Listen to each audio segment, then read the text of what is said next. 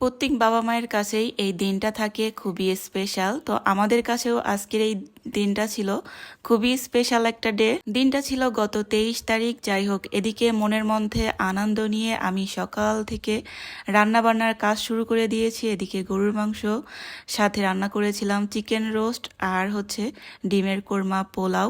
এই তো খাওয়া দাওয়া শেষ করে এদিকে বুড়িটা আবার রেডি হওয়ার জন্য তার পছন্দ মতো একটা ড্রেস বের করে নিয়ে এসেছে।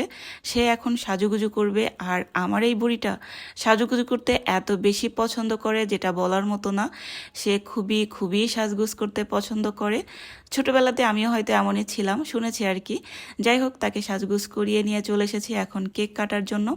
সে এখন কেক কেটে নিবে। সে কেক খেতে খুবই খুবই পছন্দ করে।